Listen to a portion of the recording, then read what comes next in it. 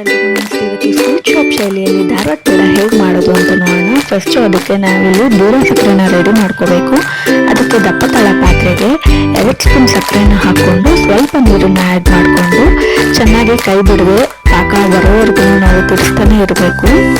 ನೋಡಿ ಫುಲ್ಲು ನೊರೆ ಬಂದಾಗ ನಾವು ಇದನ್ನು ಚೆನ್ನಾಗಿ ಕೈ ಬಿಡದೆ ತಿರ್ಸ್ಕೊಂಡೇ ಇರಬೇಕು. ಈಗ ಫ್ಲೇಮ್ ಹೈ ಇಟ್ಕೊಂಡ್ರು ಪರವಾಗಿಲ್ಲ.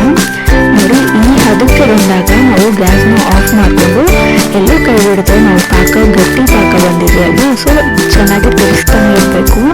ನೋಡಿ ಈಗ ನಾನು ಗ್ಯಾಸ್ನ ಆಫ್ ಮಾಡ್ತಾ ಇದ್ದೀನಿ.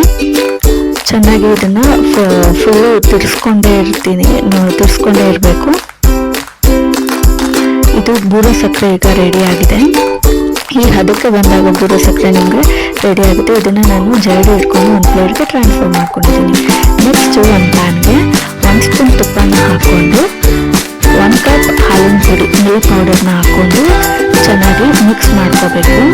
ಫ್ರೆಂಡ್ಸ್, ಇದು ಈಗ ನಮಗೆ ವೈಟ್ ಕಾಣಿಸ್ತಿದೆ. ನೆಕ್ಸ್ಟ್ ಇದು ಗೋಲ್ಡನ್ ಬ್ರೌನ್ ಆಗೋವರೆಗೂ ಚೆನ್ನಾಗಿ ನಾವು ಇದನ್ನು ಹುರ್ಕೋಬೇಕು. ನೋಡಿ ಈ ಹದಕ್ಕೆ ಬರ್ತಾ ಇರುತ್ತೆ.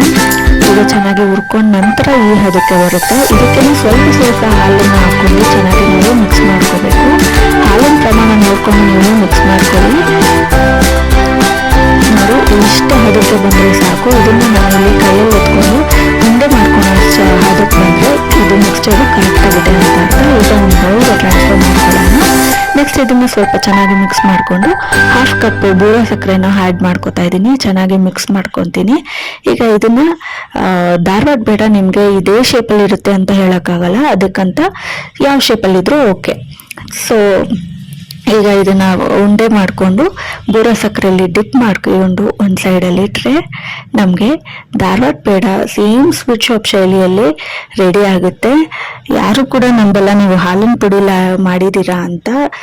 ಅಷ್ಟು ಚೆನ್ನಾಗಿರುತ್ತೆ ಫ್ರೆಂಡ್ಸ್.